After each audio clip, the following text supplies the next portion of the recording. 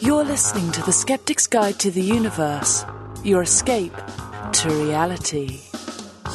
Hello and welcome to The Skeptic's Guide to the Universe. Today is Wednesday, October 25th, 2023, and this is your host, Stephen Novella.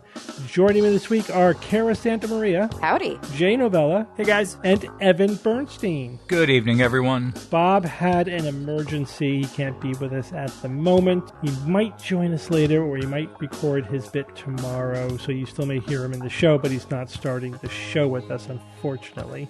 It's especially unfortunate because this is the last episode we're recording before Halloween. I know. Special day. My gosh. Bob's magic day. Bob is peak Halloween right now.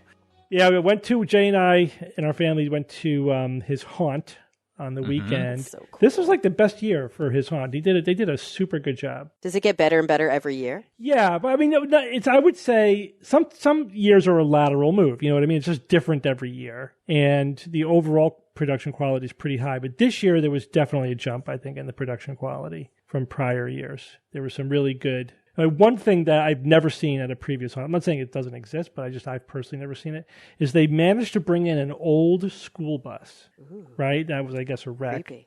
And on the path, you have to go into the school bus, like into the door, the side door that you would normally go into, and then pass through the school bus. Of course, there's like corpses and everything in the seats, and then go out the back of the bus.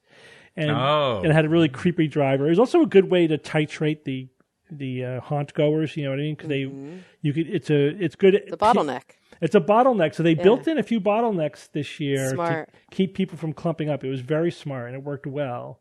You know what? I'm wondering if Bob's experience at Disney World this time, if he didn't get a few little ideas, because I'm reminded of when I was at Disney just like a month ago or so, now 2 months, I have no concept of time now, where I was really impressed by how they build a lot of the lines. Of course, there's stuff to do in line. It's entertaining when you're watching and you're waiting, but they're wide and then they narrow and narrow. Like you're a farm animal and you don't even notice. And all of a sudden you're single file and you're like, how did I get to be single file? And it's so smart. Bob's constantly farming ideas from his experiences everywhere. You know what I mean? Anything even remotely relevant. I'm sure he was going through Disney World just looking for ideas for us. Yeah.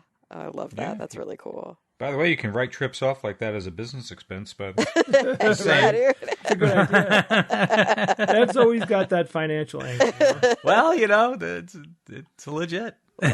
He's on research for his business there. The other thing, of course, that is relevant to Halloween is candy. Oh, yeah. And there's, every now and then, not every year, but many years, there's always some kind of candy scare. Jay, do you remember when we were kids? The razor blade. The razor blade in the apple? Or, in the wrapped candy? It never happened. Yeah. Never happened, yeah. Right. It was a myth. It was a myth, urban legend. Consumer Reports came out with an updated study. We're looking at the levels of lead and cadmium, which are both heavy metals, in different chocolates. And it's a little concerning. They found... first of all, there's lead and cadmium in basically every brand, every type of chocolate that they tested, but mostly below the safe levels, the levels that are considered to be acceptable. But of the 48 products they tested, 16 of them peaked above the safe levels. Jeez. One or the other, yeah. Why chocolate? Like, as opposed to, I don't know, sour candy. So apparently they say that it gets into, it's a contaminant that gets in the production line from the soil. Because chocolate's like a real thing. Yeah. Yeah, it's like you have to actually farm Chocolate's it. a plant, the cocoa plant or cacao. And it's more in dark chocolate, which makes sense because there's more cocoa in dark chocolate. So, oof, that's kind of scary. Yeah. So if you go to Consumer Reports, you can check the brands. Then and make sure that if you're buying chocolate for your Halloween giveaway candy, just buy the ones that are below the safe. So if I'm understanding this correctly, it's a soil contaminant. So therefore, when they harvest the cacao, some soil is also brought in. Yeah, apparently. As a result, or is the soil getting through and leaching kind of into the cacao itself? Like the cacao is using the nutrients in the soil, and it's also pulling up the heavy metals. And if that were the case, the latter, would you be able to genetically modify the cacao to be resistant to that kind of contamination? I would bet you could, but who knows? If that's the problem. But you're right. If it's stuck to it, then it's just a washing issue, a cleaning issue. Yeah. But there's a lot of crops are contaminated with heavy metals. Chocolate's not that much of a concern because it's like you don't eat it every day. You know what I mean? But it all adds up. It all. I don't know. I mean, the heavy metals. That's one of those things where the goal is to just minimize human exposure. Right. Get it to the levels of, like they don't that are considered safe or below. Yeah. It's like, yes, there are acceptable levels. Like I don't think they'll even use the word safe levels. They're like, because you can't get it to zero because it's everywhere. Right. These things, everything is everywhere. Basically. So they say, okay, if it's below this point, it's acceptable. But the thing is, you have to make sure that we're considering the cumulative exposure from everything, in these acceptable levels. Yeah, I think part of it might be handled through genetic engineering, like GMO, but I don't know. That's a good question because it's. I think it's also just in the processing of the cocoa, not just it absorbing it from the soil. Because some of the soil, I think, gets into the mix, essentially. Yeah. And we've also talked about other food products that have these, is tolerance the right term to use? Yeah, sure. For impurities? Mm-hmm. Like hot dogs, for example. I mean, that's probably the classic example. There's a certain amount of, well, let's face it, excrement that they allow to go into those kinds of products that are deemed still safe. Mm-hmm. Isn't there a whole weird thing with coffee and like insect parts? Mm-hmm. Everything has insect parts in it. Yeah, I was just watching. You guys ever watch Clarkson's Farm? That show? Nope. No, I've never even heard of it. I saw Green Acres, but not Clarkson. It's like It's a modern Green Acres, but it's real. Okay. It's real. It's a reality show. It's a reality show with farmers. Yeah, it's like some rich guy from some British TV show. He's famous in England, apparently. I mean, you're supposed to know who he is, but so he has a lot of money. So he decided to make a reality show where he buys a farm, and then he just is being a farmer. Yeah. But he's going for like the dramatic results. But anyway, in a recent episode that I watched, I think there's 2 seasons completed. Like they harvest the barley and they have the barley in the thing, and there's insects all in the barley. Mm-hmm. And it just gets ground up with the barley. Like there's no way you're extracting them from the barley. Yeah. You just have to be okay with that. It's just exactly. Just don't worry about it. There's ground up insects in anything that gets ground up, basically. Well, that's where the expression knowing how the sausage is made it comes from. You don't always want to know. I do not. No, I don't. This is my fear of working in a restaurant when I was very young. Mm-hmm. Sometimes people's first jobs when they're a teenager or whatever is in the restaurant. Mm-hmm.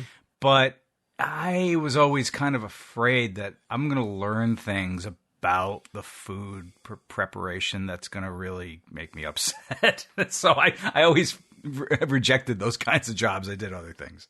It always makes me laugh when you're at a restaurant and you can tell genuinely when the servers like eat the food all the time and they're like really genuinely into it, and when they're like, oh, I've never eaten that. Like when you're like, should I get this or that? And they're like, I don't know, I've never eaten that. And you're like, wow, you just said that out loud.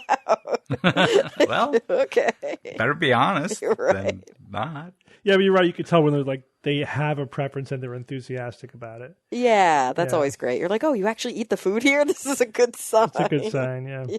All right, Kara, you're going to get us started with the What's the Word? I am. So I don't know if you guys remember, but last week the story that I covered was on whales and this kind of historic beaching, actually just mass die-off event. And we were talking about the specific whales in the story and how they fed and that they were benthic feeders. And I thought this week it would be fun to go over the terms benthic and pelagic, because these are words that you hear a lot when referring to organisms living in the sea or really just sediment or anything having to do with the sea. But I think we sort of take for granted what they mean. So I wanted to first talk about the difference between the two, the benthic zone or benthic organisms and the pelagic zone or pelagic organisms, and then a little bit about their etymology. So the benthic zone is the layer which is immediately above the sediment of a body of water. So it starts at the shoreline and it extends into deep waters, which means that benthic isn't really about depth. It's about being near or on the seafloor. That said, oftentimes when talking about benthic organisms, they have been adapted to things like high pressure, low temperatures, low oxygen levels, things of that nature. They may have different adaptations for producing food or energy because they can't photosynthesize at that level. But some benthic organisms are actually close to the shore and have all of those capabilities. Pelagic organisms are in the quote open sea. So these are the higher layers of water, the open sea, the open ocean. The top surface is going to interact directly with the atmosphere, and there's going to be all sorts of variation within the pelagic zone because, of course, there's different layers. There's deeper layers. There's higher layers in the water column. And you can actually look at a schematic of the oceanic divisions, and there's all these subdivisions. So when we look at the benthic ones, there's the hadal, I think, abyssal, I'm probably pronouncing them all wrong, bathyal. When you look at pelagic zones, you've got like epipelagic and mesopelagic and bathypelagic and abyssal pelagic, and they just keep going. So let's talk a little bit about where we get these words from. Well, benthos, it comes from the Greek, which means depths of the sea, so deep. And it was actually coined by, I think, Ernst Haeckel. You guys know Haeckel? H-A-E? Name sounds familiar. Yeah. He did... H-A-N-K-E-L? H-A-E-C-K-E-L. Oh, okay. No, I don't recognize. You'll probably recognize his illustrations. He was one of these very, very famous zoologists and naturalists, also a eugenicist. So, pretty lot going on there because he lived from 1834 to 1919. But if you Google his name, you'll probably recognize his natural history illustrations. Like many a coffee table book have been made from Ernst Haeckel's illustrations. Yeah. So pelagic, though, comes also originally, I think, from the Greek, which then became the Latin pelagikos to pelagicus, which means oceanic, marine, or pertaining to the open sea. And so that's in opposition to being coastal or deep sea. And so it really, the word itself is one of those classic words. Like, it's exactly what it sounds like. It's exactly the word that it came from. And for a lot of biologists, oceanographers, different individuals who work around water, these are really, really common words. But for people who haven't spent a lot of time in those worlds, I think they're those classic kinds of science words where you'll see them written, or you'll hear them, and then you'll be like, I think I know what that means, but I never really dug too deep into it. So yeah, benthic, deep, ocean floor, pelagic, open ocean. Cool. Pretty straightforward. Yep, Yeah. like those words. Yeah, they're good. All right, guys, I'm going to talk to you about this recent study looking at the age of the moon. Talk to me. Yeah, this is cool, and it's not so much like the result is like that surprising. 6,000 years. But there's a lot that goes into this that I find interesting. So, all right. So first of all, the study is based on looking at zircon crystals brought back from the moon during Apollo 17, which was the last mission, last crewed mission to step foot on the moon. So this reminded me. You guys remember we were talking about the NASA bringing back samples from Comet Bennu? Oh, and one of the scientists said that these samples will be studied in 50 years using, technology we don't have to answer questions we haven't asked yet.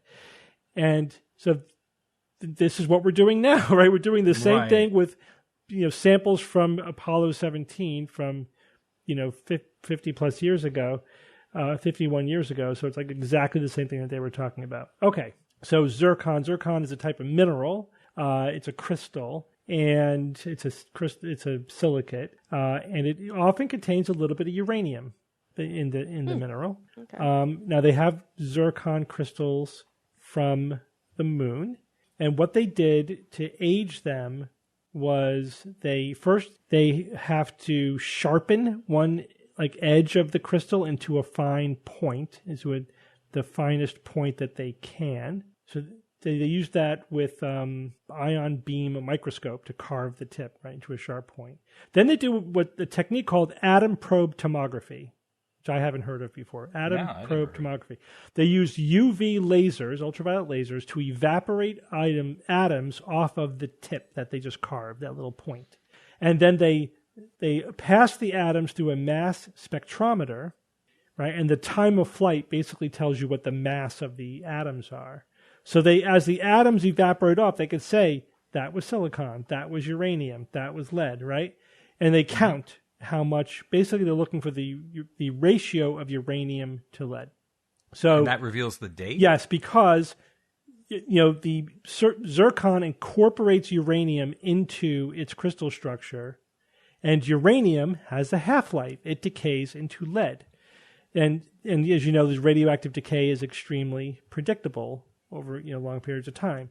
So the lead to uranium ratio tells you exactly how old it is. Oh, that's really cool. Yeah. Perfect. So this is uranium lead, radioactive decay dating is not new, but using this method in zircon, it was the first time I've heard of it. I know it's not new itself, but this is just one method that we have.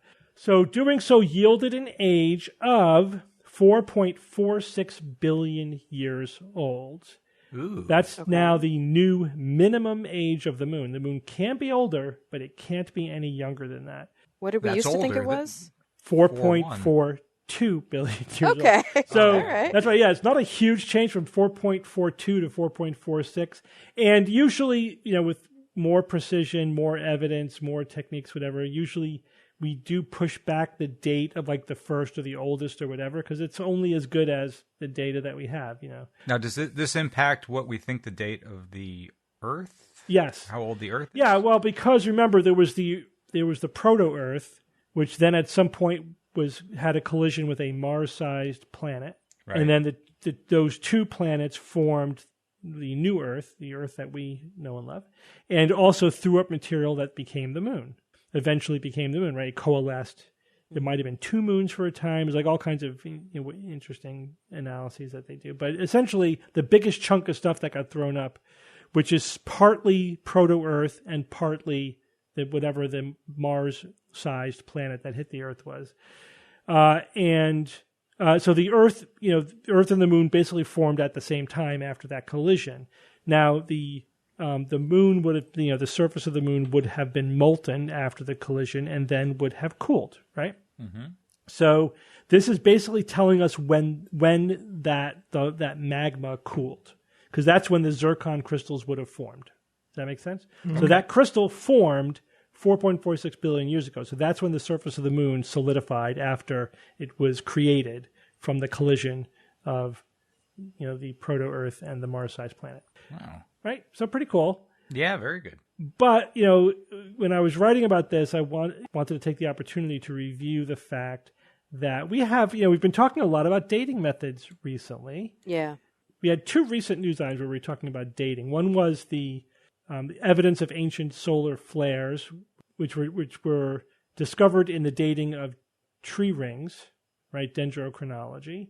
And what's really cool about that is, we have essentially a continuous dendrochronology that is synchronized to the calendar. Like we have calendar years going back about 15,000 years. Yeah, it's crazy how old. Yeah. Some Which trees think are. about squaring that with the young Earth creationist claim that the Earth is 10,000 years old, when we have literal calendar year evidence going back 15,000 years. But in addition, so we can use carbon-14 dating to date the tree rings that we independently date with the dendrochronology, right? Because we could line up the tree rings going all the way back. So that confirms the accuracy of carbon-14 dating. With carbon-14 dating, you're looking at the ratio of carbon-14 to carbon-12, because carbon-14 gets created by cosmic rays, and then it decays into carbon-12. And so if you know the starting ratio in the atmosphere, you can calculate the age based upon the ratio of carbon-14 to carbon-12. But the dendrochronology, because it's an independent dating method, allows us to calibrate carbon-14 dating. So we could say, oh, look at this.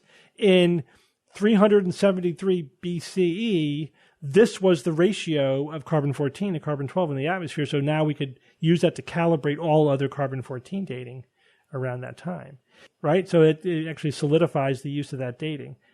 They also used the luminescence dating, right? Where now they're not even using radioactive decay; they're using trapped electrons, that they release, and the number, ratio of trapped electrons tells them how old. Like the last time that crystal was exposed to light, which is totally cool. Yeah, that was in the quartz, right? The optically stimulated luminescence of quartz. Yeah. Remember, that's what dated the footprints to 21 to 23,000 years ago. We did two stories on that. I talked about something a month before that where they used that dating. So it's really interesting. But yeah, it was the first time I'd ever even read about it. Yeah, so we now have multiple independent dating methods, right? We have dendrochronology, we have radioactive decay, carbon-14, and this luminescence dating, that are all telling a consistent story about the age of the Earth, the age of the Moon, the age of, human evolution, etc.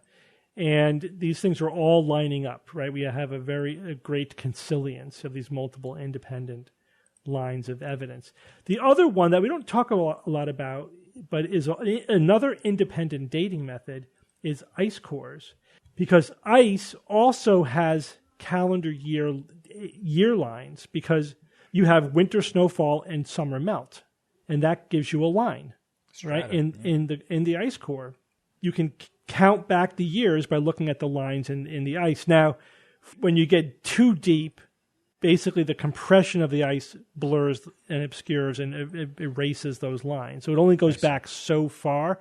I looked. And maybe somebody could send me a link for this. I looked at what's the oldest, how far back in the past can we go with the lines, the year lines in ice cores? And I couldn't find the answer to that. But what I did find is that we do have a continuous ice core record going back 800,000 years. Wow. That's pretty gnarly too. And another thing that ice cores have is if there was a volcanic eruption one year, there's a layer of volcanic ash. That's in the ice. That's pretty cool. Yeah. And it's pretty undeniable. And you could see it all over the world sometimes, or in different parts of the world. And volcanic ash could be dated with radioactive dating, right? That also might have some uranium in there, and you could date that too. And so we could say, oh, look at that volcano erupted 450,000 years ago. And there it is in the ice, right? We could date it. And there's a layer, and it's in other ice cores as well. There's also ice cores that have trapped bubbles of atmosphere. That's how we could tell what the atmosphere was like at a certain time, which also can calibrate carbon-14 dating. Unlocking the secrets of nature. It's so amazing. It is. I mean, just I found this news item interesting because of the whole story of using these different methods to date stuff and how good it's gotten. These independent lines of evidence. So I did want to find out, I mean, it's so good, how could the young Earth creationists deny this evidence? Not that I doubted for a microsecond that they would doubt it, that they would find, but I'm like, I wonder what kind of mental gymnastics they go through in order to deny this pretty rock-solid dating evidence that we have. So for the ice evidence, one of the things they say is that there are World War II planes that we have dug up out of Greenland ice, and it was like 50 feet down. Then they do a calculation. Well, that was 50 feet in the last, 60 years. Then this ice is only 1,000 years old. See, young Earth creationism. But of course, they're being pseudoscientists because those planes were not buried by annual snowfall. They were buried by glacial flow, which doesn't follow the same, strata, right? You know what I mean? If you have a mixing of layers the glaciers flowing and burying stuff, you can't use the same method for dating. You know what I mean? Right. So it just was completely irrelevant.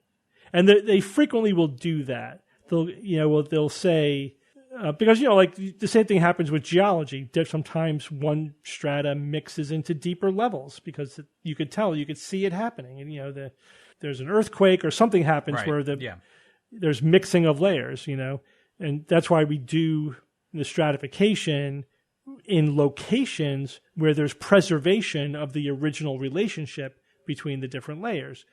But you can always find anomalies, right? And say, look, it doesn't work, or look, this is an old thing, an allegedly old thing, or young thing in older layers or whatever. That's what they're doing there, just with ice. So they also say, and they do this for a lot of things, they say, well, maybe the rates of precipitation were not the same in the past, right? Because they say that, well, maybe light traveled at different speed in the past. Maybe radioactive decay happened at different rates in the past. This is all special pleading, right? These are just hand-waving things they're just throwing out there. It's not a serious scientific argument. There's no reason to think this. And also... Wait, are there arguments for those? There are no arguments for those. No. Things. Like light traveled at a different speed. They just say, how do we know that that's not the case? That's why... Because you say, well, how could light from a galaxy... a million light years away have reached us in 10,000 years. They go, well, maybe light traveled faster in the past. Right? Just ridiculous. But the thing is, precipitation rates wouldn't affect the layering unless they think that we had 20 seasons a year or something. You know what I mean? Like 20 melts a year or precipitations. It doesn't make any sense. You know what I mean? There's still an annual seasonal pattern that we're seeing. That's like with dendrochronology. What are you going to say? Trees grew different rates in the past? It doesn't make any sense. It's still, there's an annual pattern, you know? But it's just, they're just throwing out plausible deniability for people who are scientifically illiterate. So they could say, oh yeah, I could ignore all this scientific evidence because of whatever. But meanwhile, in the real world, yeah, we've had a sort of string of news items, you know, dealing with these various dating methods recently. And like you said, 50 years from now, there will come more new, better. Yeah, as I said, in 50 years, refine everything. We'll be using some new technology to evaluate samples from the moon, samples from Bennu, and maybe samples from Mars. You know, I wonder what that will be. Yeah, that's why it's good to preserve stuff that's pristine. And I know that like 50, 60 years ago, scientists generally didn't do that. You know, they would collect things so that they were optimal for our existing methods of investigation. Yeah. They didn't really preserve it for the future. Sometimes they did in medicine, which was smart. It's like, I'm going to take this blood sample and I'm going to deep freeze it. Yeah. Because maybe we can do something with it later. Yeah, that's true. That's true. But it's become way more standard to just say, you know what, we're not going to dig this all the way out of the ground. We're going to leave half of it there because who knows what they're going to do in the future to analyze this that we can't even imagine today. Or we're going to take some of these samples and just cold store them and let future scientists have access to them because they'll have techniques that we don't have today. Yeah, like archaeology has LiDAR technology now. You didn't have that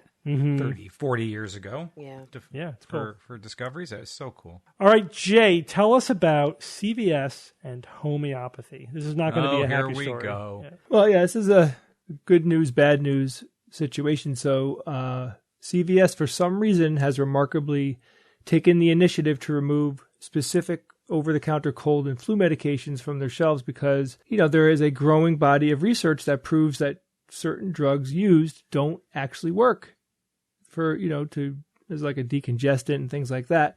The big offender is a pretty ubiquitous decongestant called phenylephrine.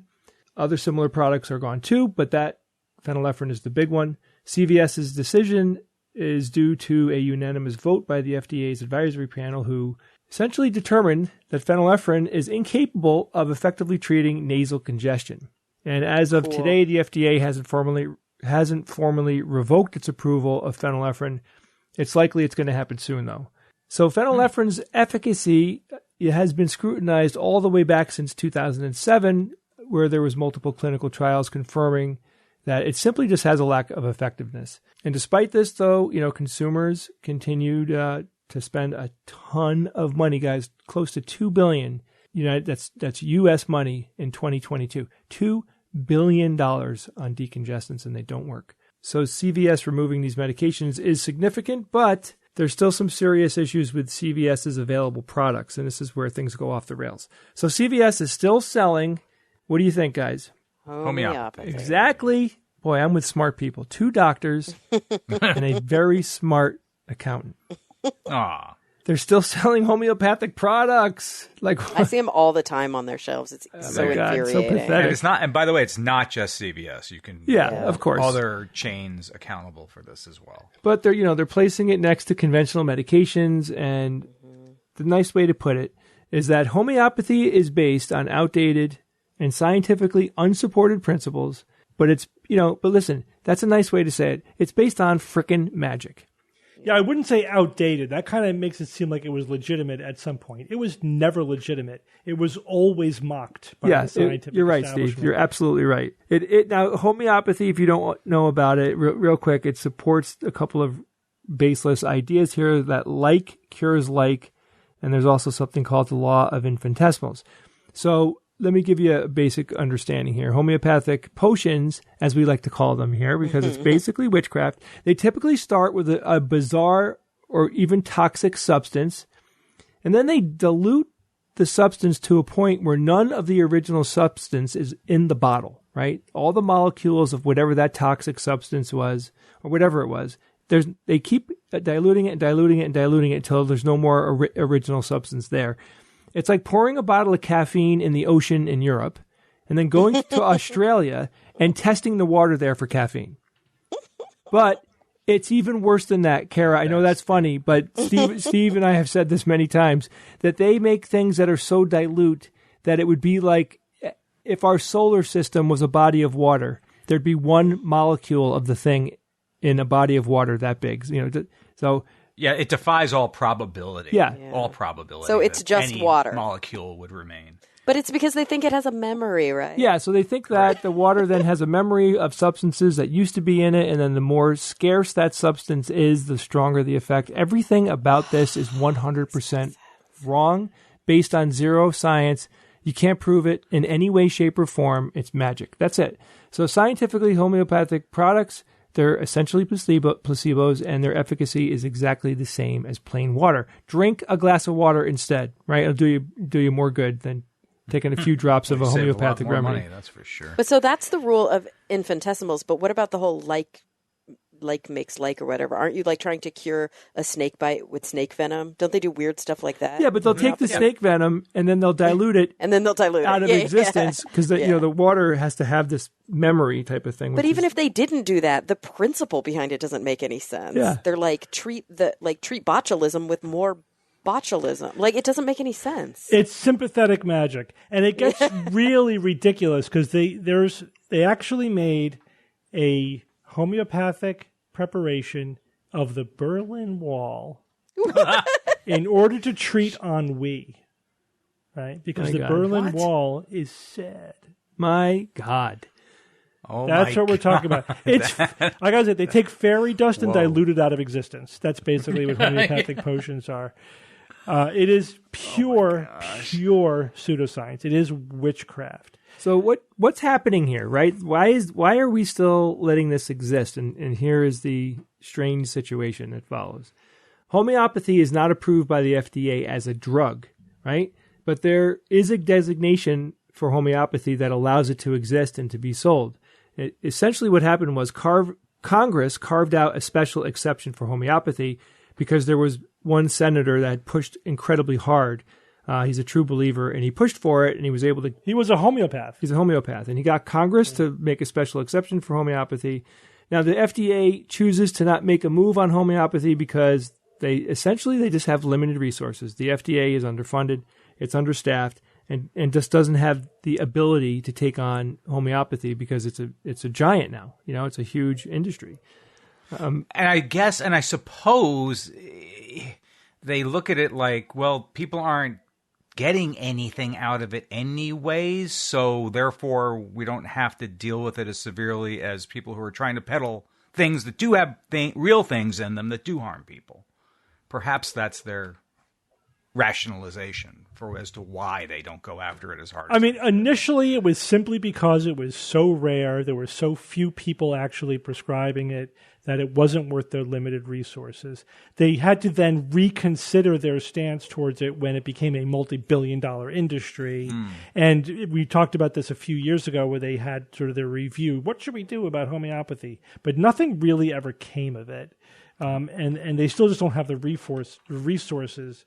Like, they certainly don't have the resources to, like, review every individual homeopathic product. I think they should what they could do is say, you have to provide evidence of safety and efficacy in order to get approval, and the companies won't be able to do it. You know what I mean? Yeah. They would basically, overnight, they could kill the homeopathic remedy industry. They don't have the balls to do that. And it's not just that. They probably make the correct calculation that if they try to do that, Congress would tell them they can't. You know what I mean? They don't have the political power to do it. Oh, gosh. It would come down to lawfare at that point, basically. Yeah. So, we have to change the hearts and minds of the public at this point in time in order to really do anything about it. Now, regarding CVS, the argument put forward by them, and by defenders is that, well, it's legal. They're allowed to sell it by the FDA and the FTC. And so if they don't do it, their competitors are going to do it. Fine. I don't agree with that. I would like for CVS to say, well, this is not real medicine. I don't care if, the FDA, it doesn't have the resources to properly, vet it. We're not going to sell it. But if they do sell it, at least put it in its own special case somewhere else where it's not next to legitimate medicines, where it's clearly labeled, where there's no deception involved, where people don't think it's just another brand of actual medicine. They should strip they should have full transparency and strip any deception out of the way they're selling those products. So where do you think it should go? Like, if they did that, do you think it should go with the vitamins? No, I think it should go in its own special case, surrounded with stars and moons. The like fantasy a dream catcher on right? it. Yeah. With a little witch's hat on top, or something. Right? I don't know. Yeah.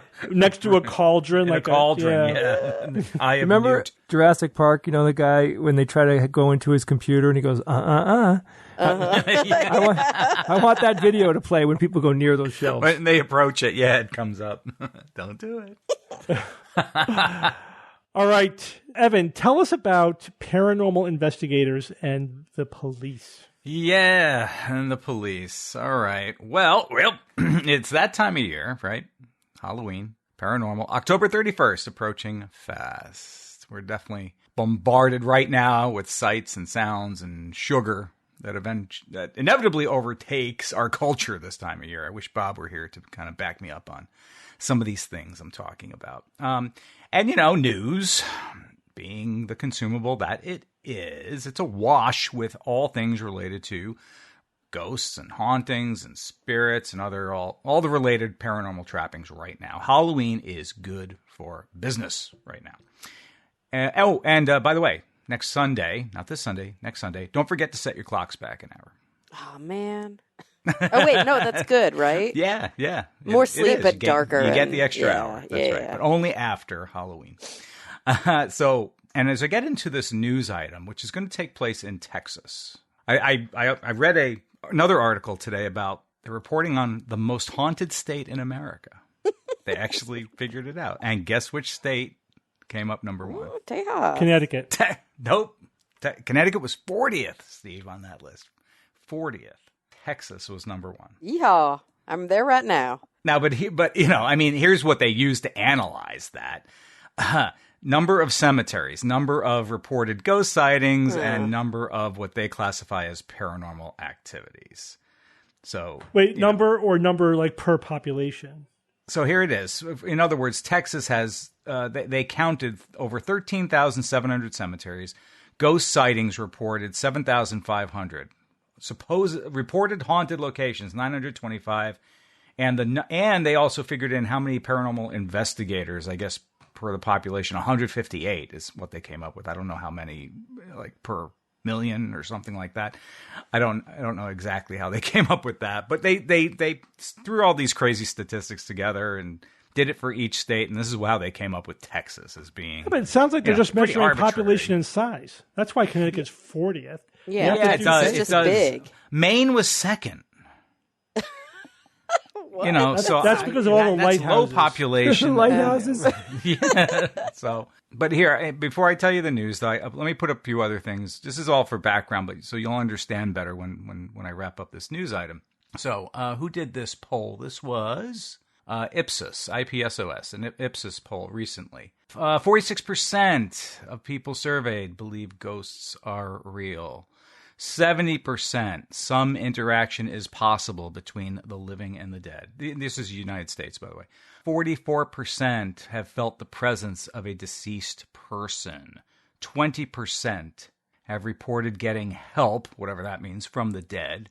14% have communicated with the dead.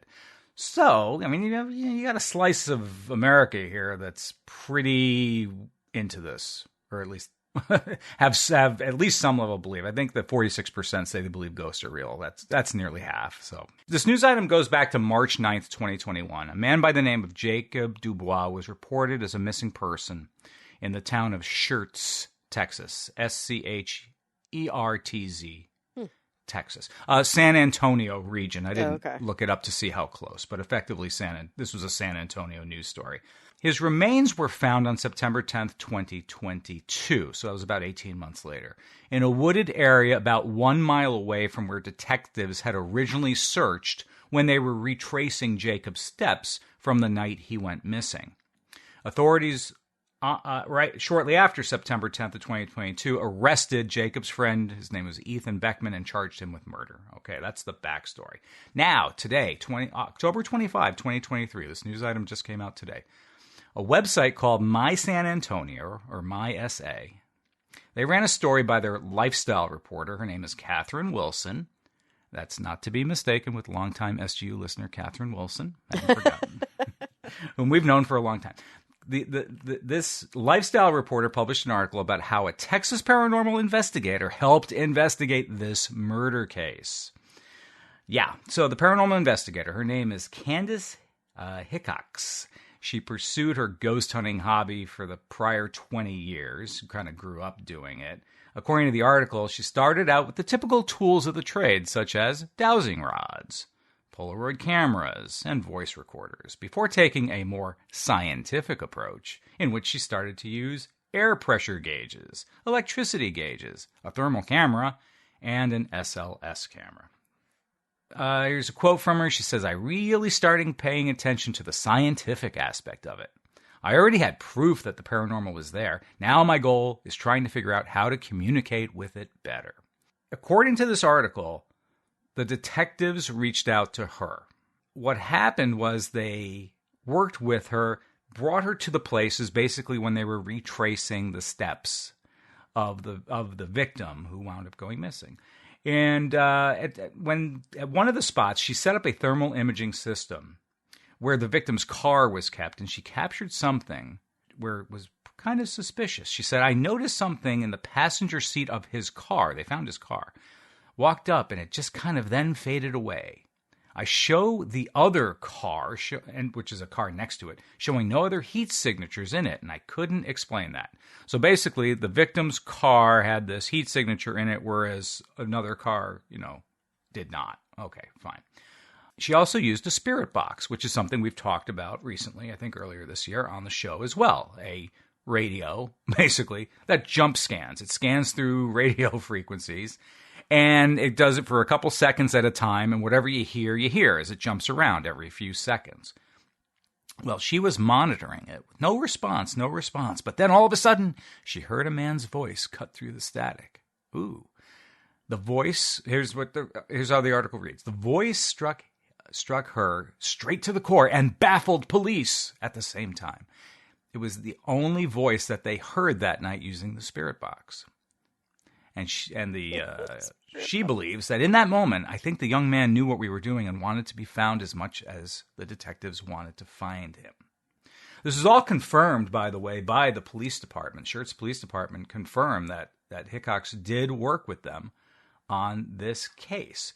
Now, the body remains were found in a wooded area less than a mile away from where Hickox received the man's message using the spirit box, and therefore they're attributing this as a success to the paranormal investigator for having picked up on her radio a voice for a few seconds, because it happened about a mile away from where the remains were ultimately found. All right, that's the story.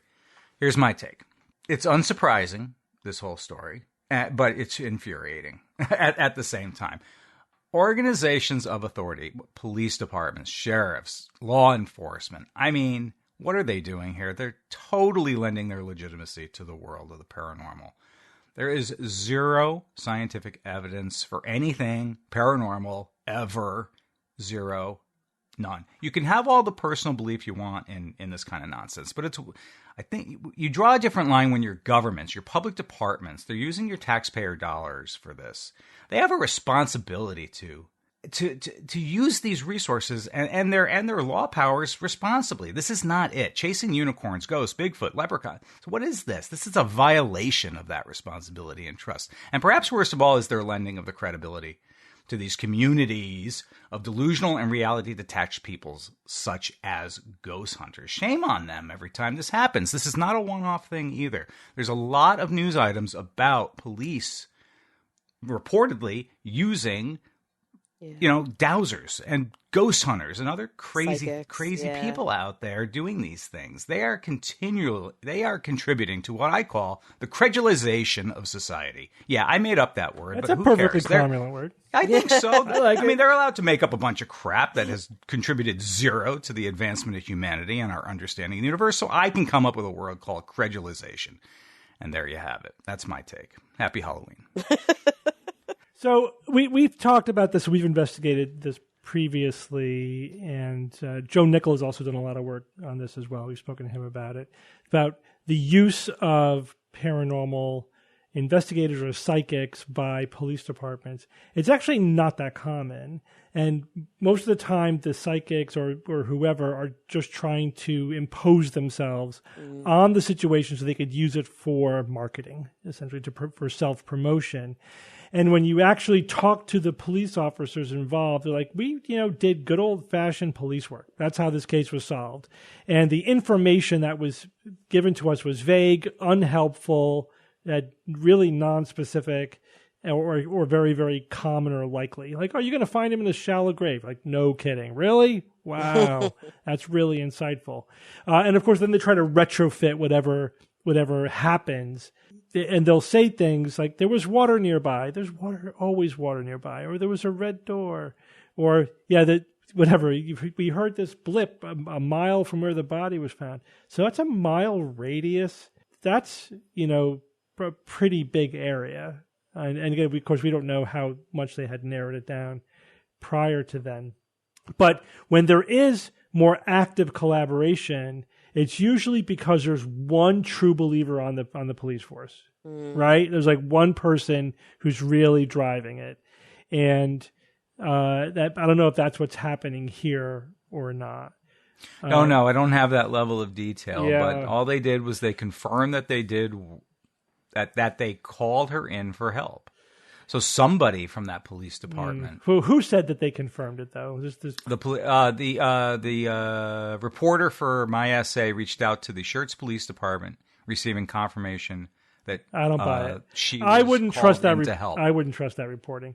Okay, that's how it's being reported. Though. Yeah, I hear you. I'm just saying, unless somebody more credible like followed up and right, you know what I mean? The police chief or something. I've dealt with these local ass reporters all the time. It's if they have a story and they're just looking to backfill details into that story, they're not doing real investigation or trying to find out what's actually going on. Again, I don't know that's what's happening here, but I'm not confident that it isn't going on unless there's some independent verification. When you get like a real skeptical investigator in there, they often find a very different story than what gets reported in the news. You know what I mean? Mm-hmm. So I wouldn't trust any of that. Because it all is just about clicks and eyes and selling a narrative. Unless you have, because again, the mainstream media treats this as fluff, which means they don't. So this is the lifestyle reporter for this. Is it news group? Right. It's a lifestyle reporter, so it's worthless. Reporter. It's worthless. If you're sending the lifestyle reporter out there, it's a fluff piece. They don't think they have to do actual journalism. It's just tell a Halloween story about this. That's right. it. It's a Halloween story. That is it. What it boils down to. Yeah. Is what it boils down to. At the same time, there have been other news items like this, other reports in which there have been law enforcement agencies that apparently have either entertained rights. To what level, you're right, Steve, we don't know. But even the slightest communication gives them all the legitimacy that they need. Now this person, this Hickox person is now tagging this on her resume going forward, and she's going to sell her services to people saying, I worked with the police, I worked with detectives, I helped solve a murder case. Yeah, and then it gets exaggerated over time, Sure, right. Yeah, it'll be embellished beyond belief in order for their pursuit. So it's bad. Just they should have a zero tolerance policy for any of that stuff and always turn those requests or whatever they are away at the door. And what I've seen happen previously, like in previous cases that we looked into, is that like the police department they're neither credulous nor skeptical. You know what I mean? Like they didn't necessarily seek it out or believe it, but they don't have the pre-existing knowledge to know how to defend themselves against being exploited for self-promotion by a psychic or paranormal investigator or whatever. So they inadvertently lend credence to it or don't know how to deal with it when they get taken advantage of. And that's also why I wanted to put those poll numbers at the header of this thing, because 46% people, if this is even close to true, even let's say it's half of it, 23%. I mean, police officers are people too. Yeah. So that means you got people statistically in almost every department, you're going to have somebody who's going to believe in this stuff. Mm-hmm. And if they have the power to make a decision and to go forward on something like this, it may happen. I'm sure. All right. Thanks, Evan. Yep. Well, it turns out Bob was able to join us. So thanks for joining us, Bob. Hey, Bob. Sure. But Kara, you're going to continue with a report about the human epic. Are we in the human epic? Yeah, so I think there's been a lot of talk about the Anthropocene and, this idea that we are in this epic of human activity. And maybe it's a good idea to just define like what an epic is. It's a period of time that's basically longer than an age, but shorter than a period, if that makes sense. That you can look up those huge geologic timescale maps that show eons and eras and periods and epochs and ages. And the most recent epoch, or the one that, arguably we're still in right now, is the Holocene. Prior to that was the Pleistocene. So the Holocene started about just under 12,000 years ago. Pleistocene about 2.5 million years ago. And there's been a lot of kind of argument within scientific communities about whether or not there's enough evidence to support a demarcation to say that we are in now a new epoch called the Anthropocene. And so there's a new study that was published in the Proceedings of the National Academies of Sciences. Anyone? Peanuts. Thank you. And it was published by two researchers, one from Stanford, one from the University of Toledo. Actually, two women researchers, which you love to see it, called North American Pollen Records Provide Evidence for Macro-Scale Ecological Changes in the Anthropocene. So basically, they argue that paleoecological records show enough evidence to support a new demarcation, to say, yes, we are now living in a new epoch called the Anthropocene. And the way that they support that argument is based on technofossils, the fossils that, what do they call the fossils that we are leaving all over the place? Technosignatures, technofossils, or something? Yeah, I know what you're referring to because we've talked about this before on the show, like plastic conglomerate rocks and like all these different things. But they actually are looking at sediment cores. Oh, okay. They took, sediment cores from lakes across North America, and they compared from this giant database. They compared 386 different sediment cores, and they looked back. It's from the Neotoma Paleoecology database, if you're interested in looking yourself at this repository. And they looked back basically at fossil pollen that's found in sediment cores. And these were taken, from the beds of lakes, the deposits there. They went as far back as the late Pleistocene, so about 14,000 years ago they started looking, and then they analyzed the data. They looked at a bunch of different things. How rich was it in different taxa? How diverse were the species of pollen that they found? When did things first appear and last appear? When were things lost? How abrupt were these types of changes? And they kind of demarcated in these like 250-year time period chunks. They looked both locally, regionally, where there was actually quite a lot of variability, and continentally. And they did a bunch of modeling to try and generate as conservative of estimates as possible. And they found that the changes in the pollen, specifically within the last few hundred years, are comparable to those that accompany the last transition of epochs. So the change over from the Pleistocene to the Holocene, the evidence that was available to geologists to say this is now a new epoch, enough had changed in basically the 30,000 view of the it's like we're talking like the forest, not the trees, and enough had changed between just 200-300 years ago and now that it's similar to the Pleistocene Holocene transition.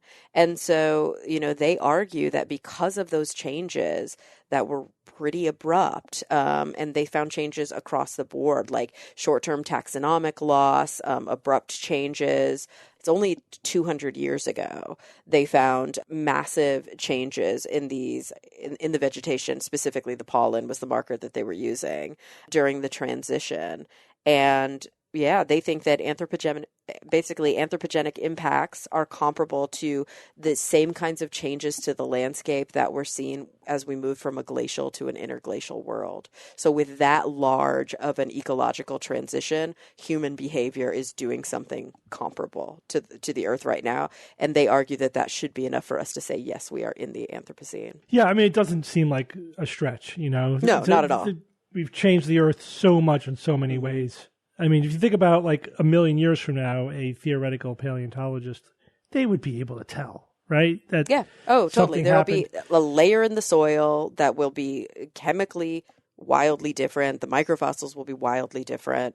The rock will be wildly different. But it is interesting that using a classical test pattern like sediment cores at the bottom of lakes and looking at the changes to the diversity of pollen species, that we're seeing that type of a change. That marker is similar to what we saw during the last epical.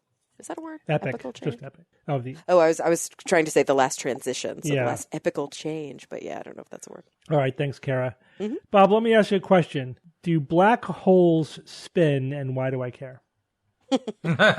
Yeah, so pay attention, and you'll be more informed on that topic. So we have now the first direct evidence of spinning black holes, which is really cool. If you follow black holes, you'll be like, oh, wow, okay, finally. Seemed kind of obvious. But it, of course, puts another feather in Einstein's cap, a cap that is now so festooned with feathers that he could just basically fly to the moon with them. So, yeah, he deserves it. He predicted it. His general relativity calculations kind of said, yeah, they're spinning. They're probably spinning. So this is published in the journal Nature. Now, this spinning of black holes has been, it's been long predicted. They've thought that, yeah, they probably are spinning. And it makes sense, right? The precursor stars are spinning. And then as they kind of implode, you just spin faster and faster, like the canonical ice skater bringing in her arms and spinning faster and faster, or his arms. Yeah, and then, of course, that black hole will, as it accretes matter from, like, ripping apart stars and taking gas and sucking it in, whatever, that's going to spin even faster. So, yeah, it makes sense that a black hole is spinning. But, you never know, and it's good to know for sure that, yeah, at least this one black hole is absolutely spinning. And it's just so difficult to image at the level of detail you need to determine that it actually is doing something like spinning. That's why it's taken so long. So they studied Messier 87, which is a galaxy that's called simply M87. It's not very close. It's 16 megaparsecs away, so not very close. But in our relative local universe, as they say, it is a fascinating galaxy. It's several trillion stars, making it one of the biggest in this area of the universe. It's really a fascinating galaxy. Just as a galaxy, Steve, you'll probably appreciate this. The Milky Way has 150 or 200 globular clusters, right? Those little groupings of a million or so stars that kind of buzz in and out around our like, I guess, closer to the center of our galaxy. Messier 87 has not 150 or 200. It's got 15,000 globular clusters, which seems like such a gargantuan number to me compared because we have such a paltry number of them. But it also has an active central black hole, the supermassive black hole of M87. It's got billions of solar masses. I've seen different numbers from 2 billion to 6 billion. Usually there's not that much of a divergence in estimates, but I think my source for 6 billion was better. It's got billions of solar masses. It is the best studied black hole, and if you're really on top of your game, you will remember that this was the first ever directly imaged black hole back in I think 2019. Famous black hole, very, very well known. Now, this black hole, like many black holes, have accretion disks, which we've talked about on the show many, many times. Accretion disks are basically all of the gas and debris and everything that the black hole is kind of sucking in. It's going down the drain, right? It's swirling down the drain, and as it gets closer to the black hole, it gets hotter. Friction makes it immensely hot. X-rays are released, super intense. That's probably the best way, one of the best ways to detect an active galaxy is just to find those damn X-rays. So that accretion disk sometimes produces jets. It's such a complex interaction between all this matter that these jets can sometimes just come flying out of the accretion disk area near the black hole, and these jets themselves are very fascinating. Sometimes these jets can move at 99.9% the speed of light. Amazing. Why? I mean, how is it flinging matter that fast? We're not sure. But it's general relativity, I believe, predicts, and it seems pretty likely that the gargantuan magnetic fields is what's doing that. That seems like if you're going to put a bet on that, bet on the magnetic fields always. So using a global network of radio telescopes for the past 22 years, they've been looking at it. They found that these jets go back and forth in 11-year cycles. They described them as metronomes, back and forth in 11-year cycles. So the black hole is obviously wobbling or precessing, and that is a huge indicator that this is actually spinning. Because what else precesses? A spinning top will precess. So if you spin a top, the axis of rotation is not going to stay in one orientation for long. It's going to start. That axis is going to start pointing to different areas, and that's what precession is. The Earth itself precesses. Right now, if you extend our axis of rotation from the Earth, it goes where? In our hemisphere, in the northern hemisphere, it points to closely to Polaris, or the North Star. But long after we're dead, that axis is going to point somewhere else. It's no longer going to be pointing to the North Star. It's going to be pointing to something that future cultures will probably call the North Star, right? But it's not going to be Polaris. So using this method, they've determined now that these jets, these double jets that they found, they do precess. They go back and forth. The black hole is indeed spinning, and sure, probably all of them are spinning, but this is pretty damn good evidence that this one is spinning, and probably all of them are. So what can this help with? Well, first off, it's good to know that Einstein's theory was yet again correct on this bit of information. This could help with many different things. It could give clues to quantum gravity. It could give clues to just quantum mechanics in general. It could also help elucidate and facilitate the discovery of photon spheres. So photon spheres are hypothesized. It's essentially an orbit around a black hole where the gravity is so strong that photons are actually in tight orbits around the black hole. Now remember, this black hole M87 is like as big as a solar system. It's gargantuan. So it actually takes quite a while for these photons to do these orbits. But these orbits, are fairly stable over periods of time. And of course, some of them can escape. They hypothesize by stealing rotational energy from the black hole. And that's how we hope to maybe one day see them. And these photon spheres, look that up. They are fascinating. They believe that there's nested photon spheres going way back in time that could potentially really help us determine what is going on inside a black hole, help elucidate black holes and just in general. I mean, they're so mysterious. There's so many things we don't know. We believe, physics breaks down inside the event horizon. This could help us learn more about black holes, quantum gravity, and all sorts of other stuff. And it could potentially help us finally detect photon spheres. And that would be pretty awesome too. Thank you. All right, you convinced me. I care. All right, Jay, it's Who's That Noisy time. All right, guys, last week I played This Noisy.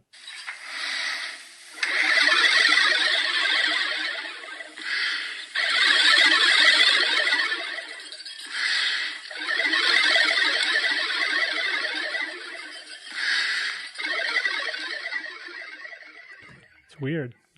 That's a weird one.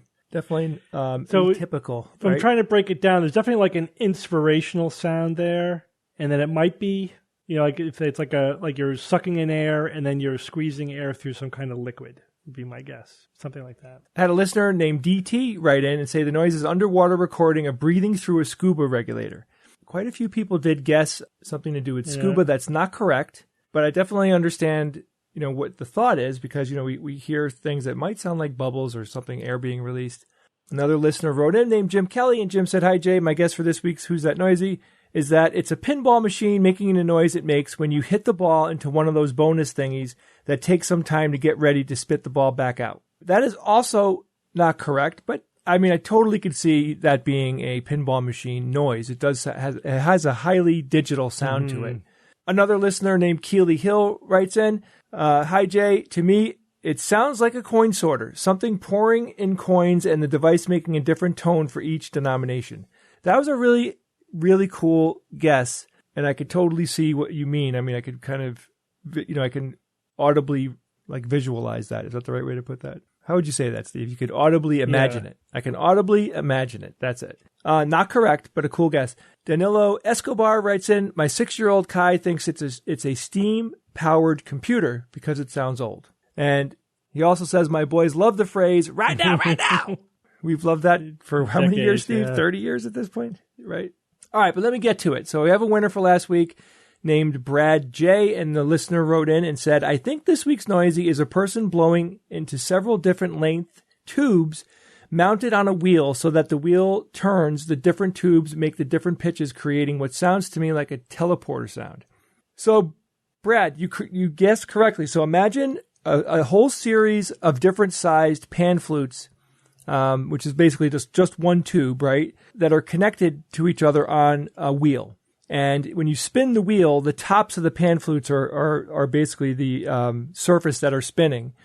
And then the person playing it has an air tube that they're breathing into, right? So they're blowing air into a tube and they're holding it over the open mouth of each one of those tubes as they pass by on the spin of the wheel. Can you visualize that? Yeah. And so the wheel is spinning, the person is blowing air through the tube, and the pan flute tubes come and go very quickly. So it's hitting a bunch of them in a series. So now listen again.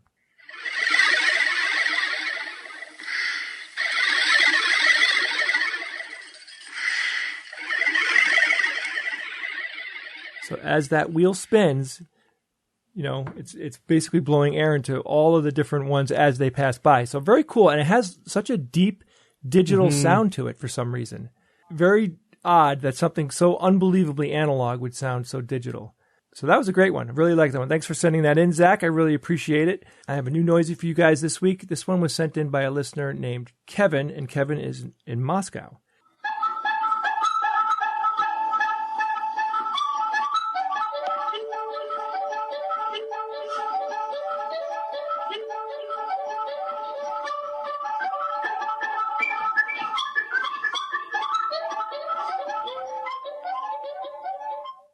Another odd one. I love it, though. Very cool. So if you think you know what this week's Who's That Noisy is, or you heard something cool, you can always email me at wtn@theskepticsguide.org.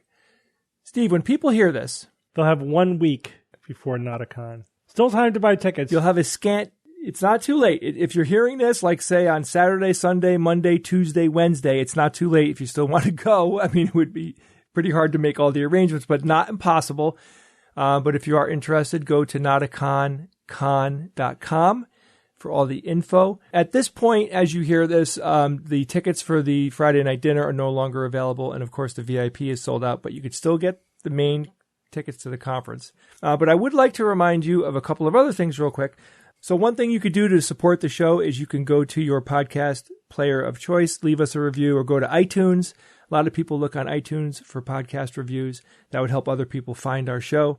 And you could also become a patron. Now is a fantastic time to become a patron of the SGU. We could really use the support. You can go to patreon.com/Skeptics Guide. All right. Thanks, Jay. All right, guys, we have a couple of emails I'd like to talk about. So we had quite a few emails regarding our discussion of driverless cars. So that was a very popular topic, and they were kind of across the spectrum in terms of the feedback. But there were a couple of themes to several of the emails I wanted to talk about. So some of the emailers thought that I was being too optimistic and too positive about the driverless cars. And some, linked to specific other, YouTube videos or articles or whatever about it. Although at the end of the day, after going back and forth and reading all of everything they had to say, I don't think that it changed my position. I think I just had to clarify what I was saying. Although I do think one important point came up that I referred to but didn't make it explicit enough. So we're talking about primarily like the Cruise and Waymo driverless cars, not just self-driving cars, but driverless. I mean, there's no driver behind the wheel, right? And these are like robo-taxi services. So a car comes up, there's no driver behind the wheel. You get in the back seat and it takes you to your destination. Johnny Cab. Yeah, it's basically Johnny Cab without the annoying robot. And without the Johnny. This, like the Cruise is operating in San Francisco, Waymo is operating in Phoenix. And so this is level 4. So autonomous vehicle, right? So level 0 to 2 is driver assist. 3 to 5 is the car can drive itself. With 3, there has to be somebody behind the wheel, but they don't have to be paying attention all the time. 4, there doesn't have to be somebody behind the wheel, but it's only under limited conditions. 5 is like a human driver, completely unlimited. So by definition, the Waymo and Cruise are level 4. And the question was, well, how good are they and how close are they to level 5? What I said is I thought that, they're definitely at level 4. They're doing it. And with steady incremental improvements, they're only going to get better.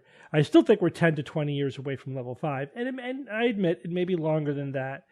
So I think the best feedback we got was one emailer pointed out that the Waymo and Cruise cars use LiDAR and mapped roads, right? The roads they're driving on are all mapped out. And he said, that's never going to get you to level 5 because we're never going to be able to do real-time road mapping and updating for all the roads everywhere. And so you have to do something more like Tesla's approach, which is all video and AI. Like it has to be able to, in real time, use AI in order to be able to figure out how to navigate novel obstacles and circumstances on the road. Which I get. I see that point, and it's good to make that distinction between those two approaches to self-driving cars. One is where you're using a lot of brute force in a mapped road. The other one is there is no map, but you're just using AI to figure out how to navigate. But, who knows what's going to happen in the future because, first of all, we may use a hybrid approach where we have the main roads mapped, and then you have, the AI for any deviations or going beyond what's mapped, and saying we won't be able to map the roads in real time. It's like, well, what if every car is mapping the road as it's driving on the road? You know what I mean? Like you have data from 300 million cars being fed into the system. I don't know if that kind of thing would work, but I know they're already working on that, using information from all vehicles to sort of What do you mean by map the roads? So they literally do like a laser mapping of the road. So there's a model of the road inside the software. So you mean like the width and where all the lines are and like the specifics of the road. Okay. Yeah, so it has an internal map already, as opposed to just viewing the road in real time and figuring out what to do.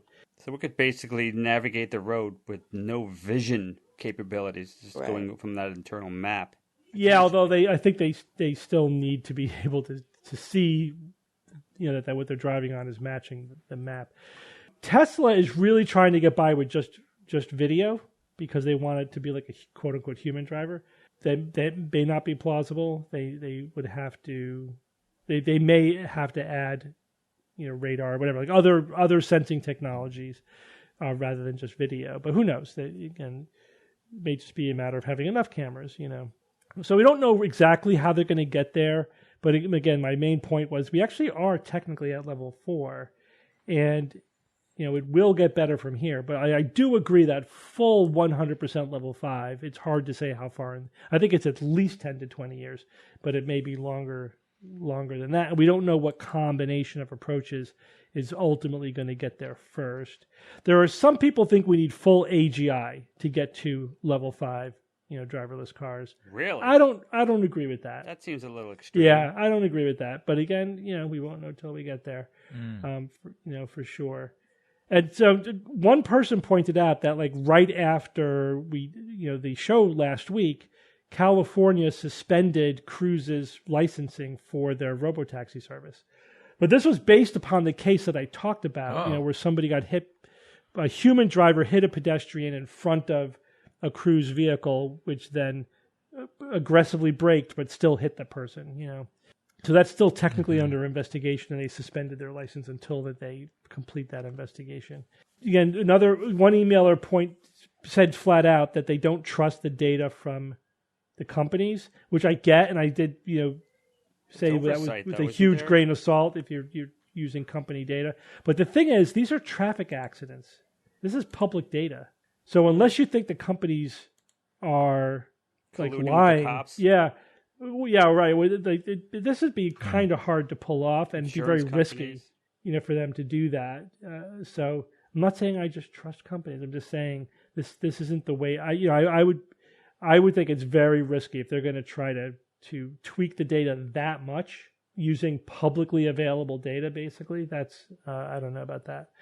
It's not like caught doing that even once, and that's right. Kind of it for your reputation. Right. That would be worse than just admitting what the actual numbers are. But again, they could be fudging it a little bit. But the thing is, it's hard to imagine that they're fudging it to such an extent that the cars are actually worse than human drivers, and their data is showing that they're much better than human drivers. I believe that they're better than human drivers in terms of like within that confined space, using the methods that they're using. But as some critics point out, better than human drivers is not a great level, threshold, because the average human driver is not very good. That includes people who are not paying attention, who may be drunk, who are texting, or maybe very distractible. That we should want them to be better than the best human drivers, or human drivers that are fully fit and paying attention and not doing things they shouldn't be doing. It's like, yeah, I agree. I don't necessarily know that we're not there, even with the data that we have. So it's all still a work in progress. But the other final point that I wanted to make was, as we've pointed out previously, disruptive technologies like this usually have 3 phases, right? There's the initial hype phase, followed by the disappointment phase, followed by the ultimate outcome, either where the technology dies because it never worked, or eventually they work everything out and then suddenly we have smartphones. You know what I mean? Like whatever. In the disappointment phase, it becomes very cool and countercultural to say tell the narrative that this is all hype and it's a scam and they lied to you and blah, blah, blah. You know what I mean? Like that's like sort of the cool thing to say. But that's just as much a biased narrative as anything else, as the initial excessive hype was, in my opinion. And this is it's a good overall lesson on like how to approach these kinds of questions. Because again, it's like one of the emails like, listen to this hour-long video, which I did. I was totally unimpressed because the guy said things that were actually wrong, and it was like every point was in one direction, and it was a very specific narrative, like this is all a scam, rather than a balanced approach or take on a complicated topic. So I get that we're in that post-hype phase and that Elon Musk way overhyped the technology, it was premature, it said all that stuff. It's all legitimate. But that doesn't mean the technology doesn't have potential or doesn't basically work.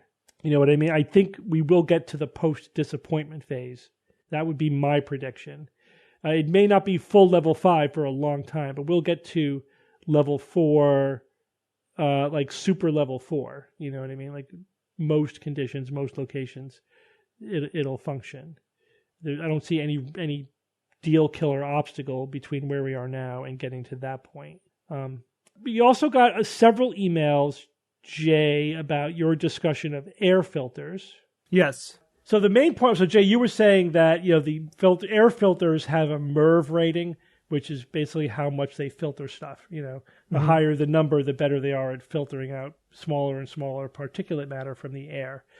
And what several emailers pointed out, actually, is that you can't just use super high MERV number filters.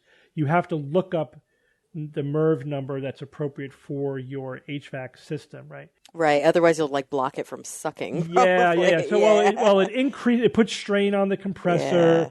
Because the tighter the weave, the more it filters, the more energy it takes to push air through it, to force air through it. So if you have one with too high a MERV number for your system can't handle it, basically, and it'll wear it out a lot faster. It uses more energy, and it can actually damage your compressor. So don't just get an arbitrarily high MERV number. They go up to 20, right? For most home use, you're going to be using between 4 and 11, depending on your system. I looked that up. MERV 13 is the highest rating that you should use for typical residential furnaces. Yes, but look up your furnace, and it'll tell you what the safe range is for that furnace. So if it's says 8 to 11, go ahead and put the 11 in there, but don't use a 13 if you're only rated for 11.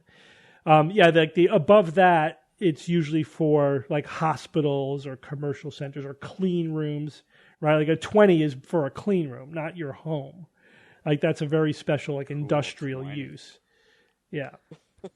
You know what I mean? If you're making if you're manufacturing electronics and can't have any dust particles in the air, that's when you use those super high MERV rating filters. Yeah, and if you have an old furnace or whatever, definitely worth checking into. Yeah. So that was a really important caveat. So thanks for pointing that out. That check your HVAC system with the ranges, and you can use a higher number, but it has to be within the safe range for your individual system. All right, guys. Well, let's go on with science or fiction. It's time for science or fiction.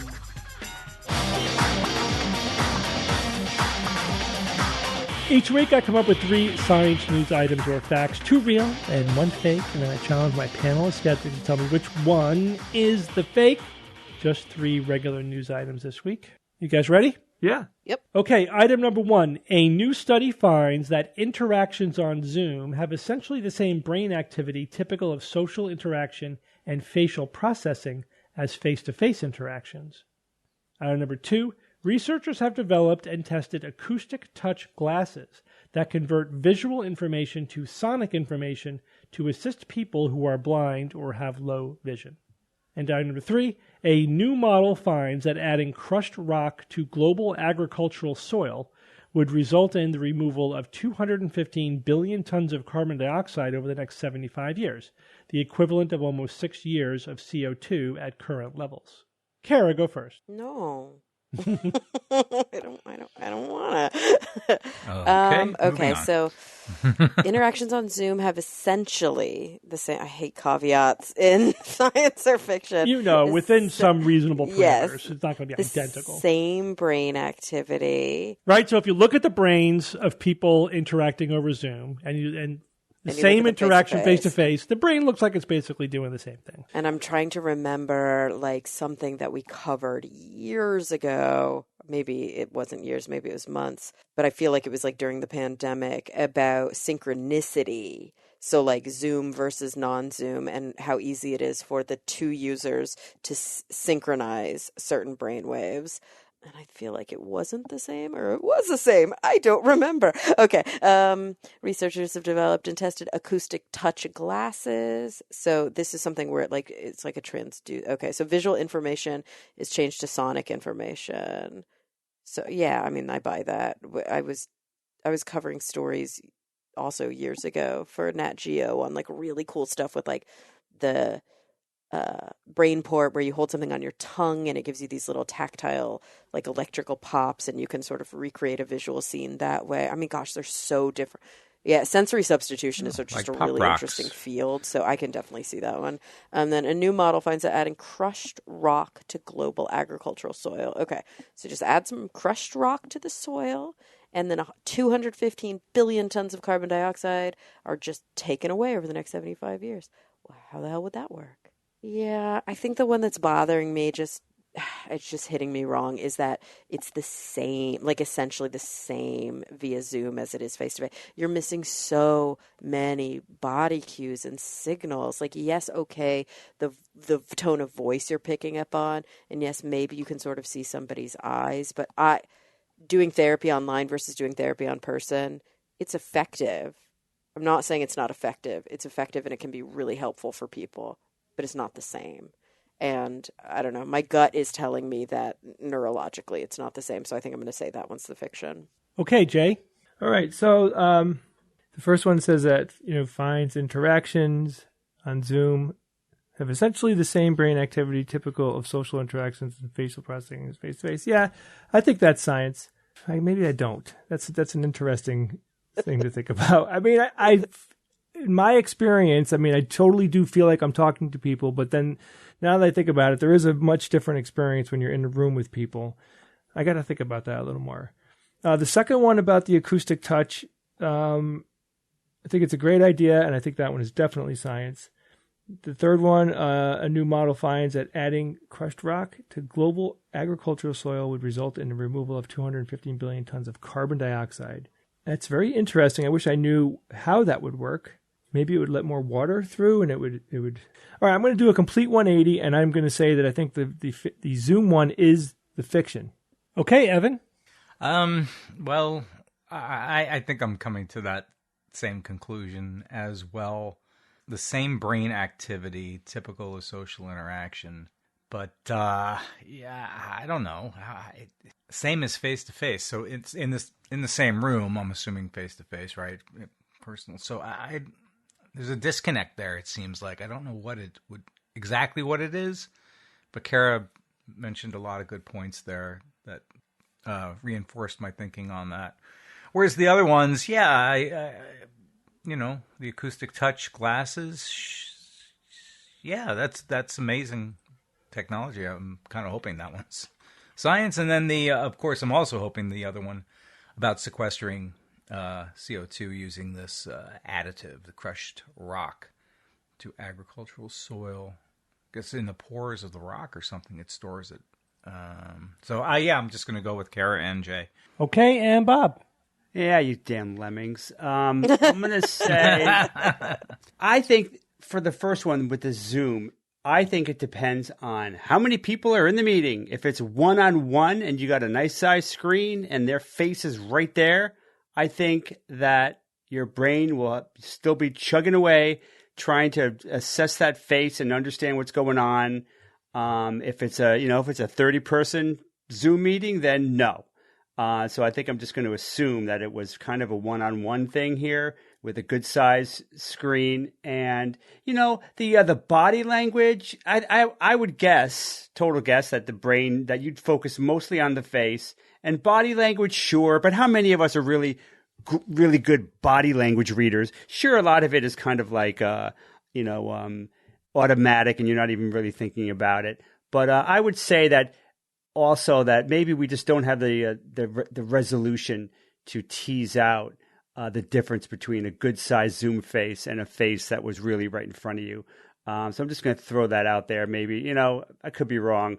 But it just that was like my initial gut reaction to that one. So I'm going to say that one is fiction, is science. The acoustic touch glasses sounds very cool. Sounds totally doable. I'm not sure, what techniques they would use to turn sounds into visual information, but I'm sure that's something that could relatively easily be trained on, and it wouldn't take much to be a huge help. So I'll just going to say that something is striking me as weird about this the crushed rock. Who the hell is even going to want to do that? It sounds kind of ridiculous so that they would even do that. Yeah, so let's attenuate the quality of our agricultural soil and throw crushed rock into it. Maybe it's at a level where it wouldn't matter so much in terms of like how much your plants would grow, and kind of probably irrelevant because it doesn't really necessarily address the fact whether it would impact the agriculture itself. It's just totally addressing the carbon dioxide. But I think there's probably something wrong. Maybe there's something wrong with that. I'm just going to say, what the hell? Maybe that one's fiction. Okay, Bob's striking out on his own. So you guys all agree with the second one, so we'll start there. Researchers have developed and tested acoustic touch glasses that convert visual information to sonic information to assist people who are blind or have low vision. They call them BLV in the study, blind or low vision. You guys all think this one is science, and this one is science. Yeah, you're right. You are correct, Kara. This is sensory substitution as a assistive approach. It's so cool. It's like Braille, right? Braille is like you're reading with your touch, or even using a cane, right? You're using tactile feedback. That's kind of the low-tech ways of doing it. But there are more high-tech ways. They've been investigating, like haptic feedback. This one, the acoustic touch glasses are able to read objects in the room, and they provide auditory feedback to the person wearing the glasses. So essentially, like as you turn towards the object, the frequency of the tone that you hear gets higher, right? Like you could imagine, you've seen this probably 100 times on movies where it's like beep, beep, beep, beep, beep, beep, beep. It gets higher and higher as you get closer, and then it peaks when you're looking directly at the object. And I think it also gives you information maybe about distance.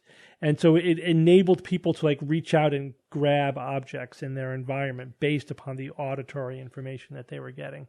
That's cool. Yeah, so I don't know, again, how ultimately useful it will be, remains to be seen, but this was sort of a proof of concept. But the basic technology works. Cool. Imagine having that for your formative years, where your brain is still, malleable and you can become very adept plastic. with it. Yeah. All right, let's go back to number one. A new study finds that interactions on Zoom have essentially the same brain activity typical of social interaction and facial processing as face-to-face interactions. Bob, you think this one is science. Jay, Evan, and Kara, you think this one is the fiction. And this one is the fiction. Sorry, Bob, it's a fiction. What the study found, this is researchers at Yale, by the way, what they found was that, right there, bias. That it's extremely different. So the brain activity that was, again, typical of social interaction and facial processing was almost absent or even completely absent on some individuals on the Zoom call. And Bob, you actually hit upon what they think is the key difference. It's the knew I hit on something. It's the body language. It's the nonverbal communication that's just missing on Zoom, and apparently has a dramatic effect on our brain processing. Really? Yeah, of social interactions. Yeah, because you're just in a little box. Yeah, like you can't see what you're doing. But Kara, I think you're right. I think that doesn't mean that the goal of the interaction isn't working. Right. I have very successful, I think, interactions for telehealth and whatever. It works, but just that it's just in terms of neurologically, socially, it's not the same kind of experience for us. Yeah, just because it's different doesn't necessarily mean it's worse. Right. It's not different. As much of it, but it doesn't substitute for a social interaction. I guess that's really the main point, even though it might be getting the job done in some other way. All right, that means that a new model finds that adding crushed rock to global agricultural soil would result in the removal of 215 billion tons of carbon dioxide over the next 75 years, the equivalent of almost 6 years of CO2 release at current levels, is science. Yeah, so that's not insignificant. 215 billion tons of carbon dioxide. That's the same amount of carbon dioxide that we would be releasing in about 5.7 years at but that's current assuming levels. That every farm everywhere in the entire world did this. That's correct. It's kind of silly if you That's ask correct. me. Yeah. So whether it's practical or not is another story. But you think about it, every farm all around the world is putting fertilizer on their farm, right? It's not like this, there isn't a system where this happens. The crushed rock in question is volcanic rock, and it when it gets wet, it binds with carbon dioxide in the air. Right, so it will fix, or combine with carbon dioxide, and so This happens normally, but at very low levels. But if they crush it into a powder, obviously it maximizes surface area. This is what the model was for. Primarily, it showed that, it would actually be not insignificant. It would actually be able to sequester 215 billion tons of carbon dioxide. And we are going to have to do something like this because even if we stopped producing CO2, which is like the goal, and hopefully we'll get there by, say, 2050 or so, we still have to remove CO2 from the atmosphere, right? In order to get it back down under like 1.5 degrees C. So like when we map out temperatures for this century, we're including carbon removal in the second half of the century. And so maybe this will turn out to be one of the things that we do, But you're right, Kara, that's a lot of crushed volcanic rock spread on the farms around the world. One of the things another question for the model, one thing they weren't really sure about, because it requires water, how well would this work in drier conditions, like in crops that are raised in very dry soil where they don't get a lot of water? Would it still eventually absorb a lot of CO2? And I found out, that what they concluded was that it probably would still work reasonably well. Okay. But anyway, even if we do half, even if we do like half of the farmland in the world and we do it in the wettest farmland, so it would be the most effective, maybe we get 150 billion or whatever tons. It's still not insignificant. Yeah, what's the opportunity cost? So what would the cost be to actually pull that off? That's a good question. Better served to be paid elsewhere. Yeah, but if you're assuming there's a fixed amount of money, but if it was like on top of everything else, if we spend $100 billion to do this, would that be worth it? That would be more of the question we need to ask. Not should we spend it on this versus something else, right? I don't think that we should assume it's a zero-sum game. You know what I mean? Mm-hmm. It's like, we decided to go to war with Iraq and we found $1 trillion to do that. You know what I mean? Like it's not like... Yeah, but it came from somewhere. I'm not saying it wasn't an opportunity cost, but it is... It depends on how much the whole system cost, the whole thing would cost. Yeah, like what percentage of the global climate fight would this be? Yeah. And is it worth it to take up that percentage? Yeah. Which is an interesting question. All right, Evan, give us a quote. This is the age of health misinformation. It is everywhere. It's in our social media feeds, promoted by celebrities and influencers, and permeates the legacy news media. We are bombarded with advertisements pushing unsupported therapies and practices. Health misinformation has also worked its way into TV shows, movies, and books, and increasingly it is embraced and promoted by prominent politicians.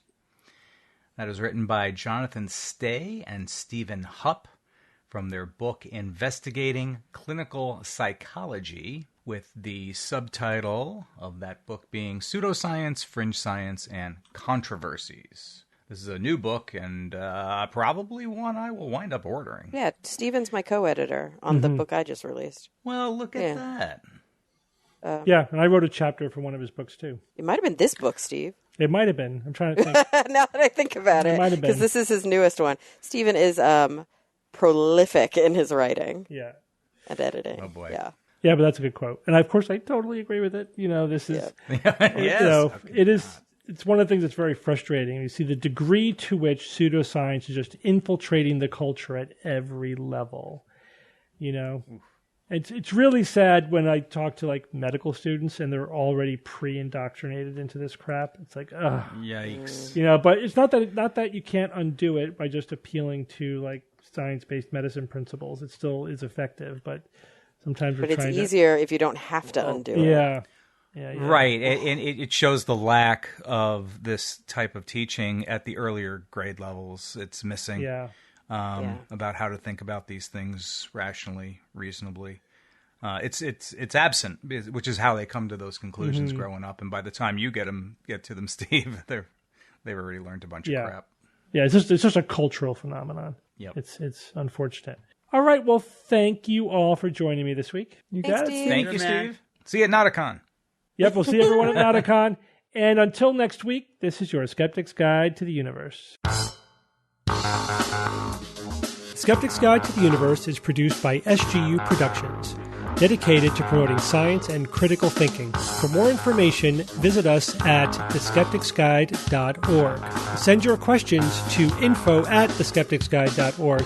And if you would like to support the show and all the work that we do, go to patreon.com/skepticsguide and consider becoming a patron and becoming part of the SGU community. Our listeners and supporters are what make SGU possible.